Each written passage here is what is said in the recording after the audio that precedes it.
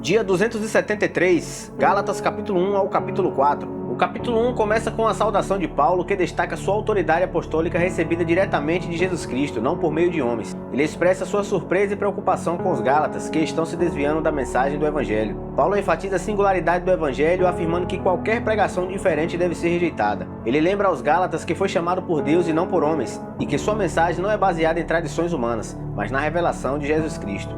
Além disso, Paulo compartilha um pouco da sua história de conversão e da época em que recebeu a revelação do Evangelho.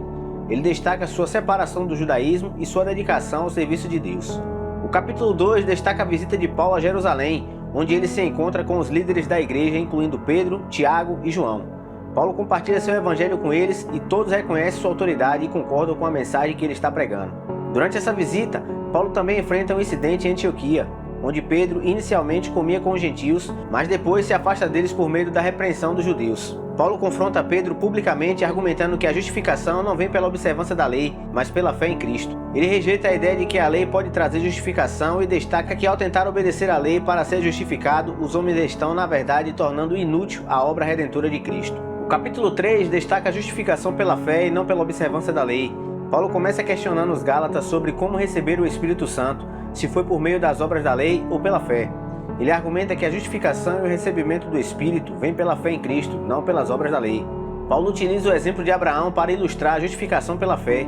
Abraão creu em Deus e isso foi-lhe creditado como justiça muito antes da instituição da lei. Paulo argumenta que os que são da fé são verdadeiros descendentes de Abraão. O apóstolo ressalta que a lei foi um tutor até a vinda de Cristo e agora, pela fé, os crentes são justificados. Ele enfatiza que todos são filhos de Deus por meio da fé em Cristo e a distinção entre judeus e gentios é superada em Cristo. No capítulo 4, Paulo compara os crentes a herdeiros que, quando eram crianças, estavam sob a tutela da lei, representada como um tutor. No entanto, com a vida de Cristo, os crentes alcançaram a maioridade espiritual e não estão mais sob a tutela da lei. Paulo destaca a liberdade encontrada em Cristo, enfatizando que os crentes não estão mais sob o jugo da lei, mas são filhos de Deus pela fé.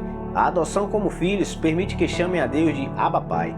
Paulo expressa sua preocupação com os Gálatas, questionando se seu esforço em observar a lei foi em vão. Ele os exorta a retornar à fé em Cristo, lembrando-lhe da liberdade que tem em Cristo Jesus. Paulo utiliza a história de Sara e Agar para simbolizar as duas alianças, representando a liberdade em Cristo e a escravidão sob a lei, respectivamente. Se você gostou desse capítulo, curta, comente, compartilhe com todos os seus amigos e familiares. Que Deus te abençoe e até a próxima.